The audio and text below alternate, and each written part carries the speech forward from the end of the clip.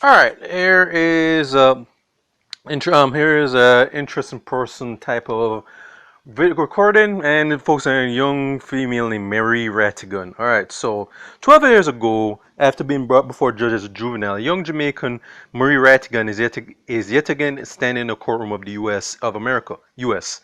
This time seeking to balance the scales of justice in matters concerning minors. The 25-year-old said that the life-changing experience she had in 2008 allowed her to pivot to her new role as the first intern with Tiffany Baker Carper, the youngest African American to be selected to be elected judge in the second judicial court in Florida. Born in the USA to Jamaican parents, tennis player Donovan Rattigan and Michelle Ribalto when she was 13, Rattigan was arrested and charged of resisting arrest without violence. She leaves that count could have been resulting in being a statistic in the criminal justice system, meaning that she could easily end up like Rakia Boyd or Sandra Bland.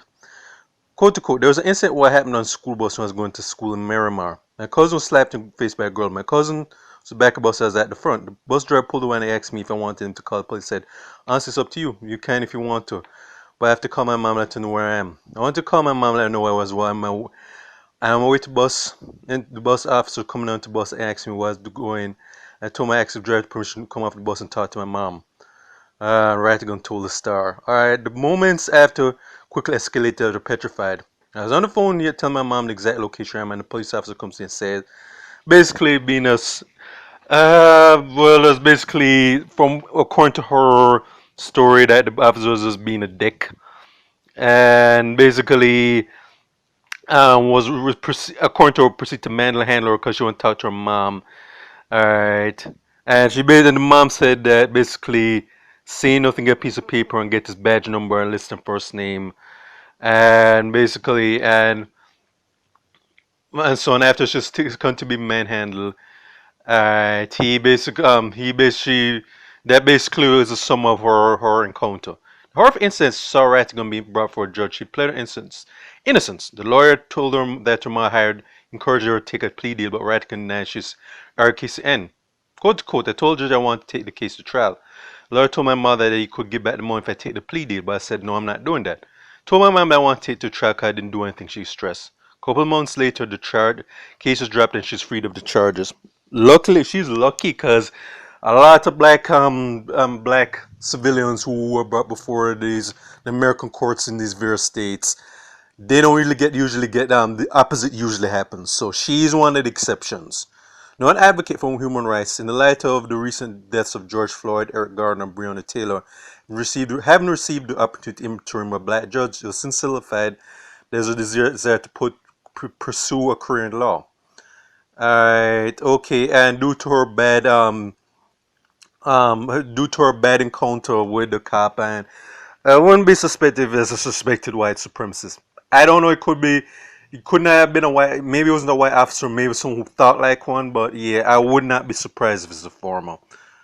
To end this article, Rattigan is noted for reading for a master's degree in African American Studies at Florida Agricultural and Mechanical University. So, end the story. So you have a very interesting story of this young woman who went through a very bad experience way over a decade ago, and after an incident on a bus.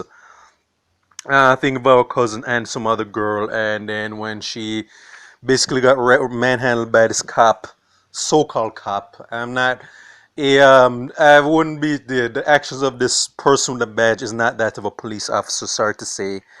She then realized her calling in life and said that okay, I want to be part of the justice system and hopefully do something about these so-called cops because unfortunately there are too many cops like that. Now, bear in mind, I wasn't there. Maybe she's embellishing the truth. Maybe there's more to the story. But yeah, but if she's telling the truth, as indicated, yeah, I really hope that she does go on a promise to actually do some of the so-called justice system in the states. Cause yeah, it is anything but a just system when it comes to black civilians particular.